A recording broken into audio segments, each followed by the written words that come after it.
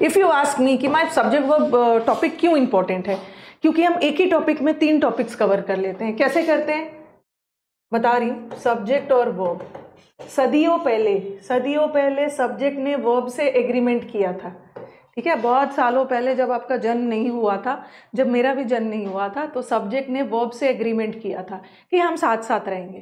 Subject ने verb से कहा जहाँ तुम रहोगे वहाँ मैं रहूँगा, दोनों के बीच में एग्रीमेंट हुआ था, ठीक है। और एग्रीमेंट के टर्म्स और कंडीशंस क्या थे, एग्रीमेंट के टर्म्स कंडीशंस क्या थे। सब्जेक्ट ने वर्ब से बोला कि अगर मैं सिंगुलर, इफ सब्जेक्ट, अगर वाक्य का सब्जेक्ट सिंगुलर है, इसी पे सब बेस्ड है, पूरा सब्जेक्ट वर्ब ना इसी रूल पे बेस्ड है। अगर subject is singular, verb is singular. अगर हमारे सेंटेंस का कर्ता एक वचन है तो क्रिया भी एक वचन है। अगर subject is plural, verb is plural. अभी हम लोग डिटेल में जाएंगे कि ये क्या है आखिर। If subject is plural, verb is plural. सदियों पहले सब्जेक्ट ने वर्ब से एग्रीमेंट किया था। क्या एग्रीमेंट था?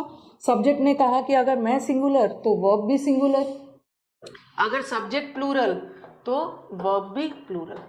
अब आपके दिमाग में आएगा कि ये सब्जेक्ट होता क्या है। अगर हम हिंदी चले तो सब्जेक्ट को हिंदी में क्या बोलते हैं? कर्ता, कर्ता, कर्ता। और ये क्या है? क्रिया।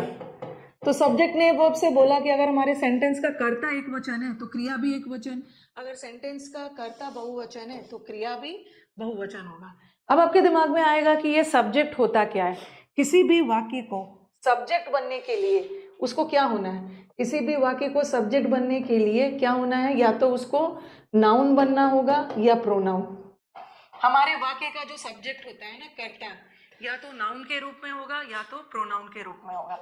तो कहने का मतलब है कि अगर हमारे सेंटेंस का सब्जेक्ट, अगर हमारे सेंटेंस का वाक्य में नाउन और प्रोनाउन सिंगुलर है तो वर्ब भी सिंगुलर। अगर हमारे सेंटेंस का, क्योंकि सब्जेक्ट होने के लिए तो नाउन या प्रोनाउन है ना, कर संज्ञा या सर्वनाम होना है सब्जेक्ट बनने के लिए, तो हमारे सेंटेंस का नाउन या प्रोनाउन प्लूरल है तो वर्ब भी प्लूरल होगा। और आप देख रहे हो कि सब्जेक्ट वर्ब इंपॉर्टेंट टॉपिक क्यों है, क्योंकि सब्जेक्ट वर्ब टॉपिक में ना आपका 3 टॉपिक कवर हो जा रहा। कौन कौन सा? एक ही चैप्टर में 3 से रिलेटेड एरर दे देंगे। या तो एरर नाउन का हो सकता है, या तो एरर प्रोनाउन का हो सकता है, या तो वर्ब का। तो ये सब्जेक्ट वर्ब पूरा खेल है किसका? नाउन, प्रोनाउन और वर्ब का। हमारे सेंटेंस का नाउन या प्रोनाउन सिंगुलर हो, सब्जेक्ट सिंगुलर है तो वर्ब भी सिंगुलर।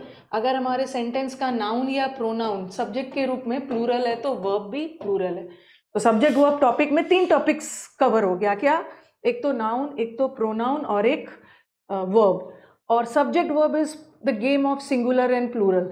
सब्जेक्ट वर्ब पूरा गेम है सिंगुलर और प्लूरल का। Subject singular, verb singular, subject plural, verb plural.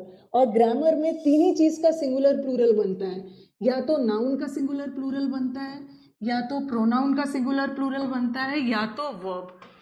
ठीक है, ये सिंगुलर और एडजेक्टिव का सिंगुलर प्लूरल नहीं बनता है, प्रेपोजिशन का, कंजंक्शन का सिंगुलर प्लूरल नहीं बनता है। सिंगुलर और प्लूरल बनने वाला कैरेक्टरिस्टिक्स हमें किसमें देखने को मिलता है?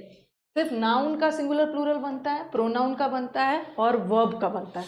इसीलिए subject verb is a game of सारा सिंगुलर एंड प्लूरल, क्योंकि सब्जेक्ट होने के लिए नाउन और प्रोनाउन ही होना है ना। नाउन प्रोनाउन सिंगुलर, सब verb singular, noun pronoun plural, verb plural. ठीक है।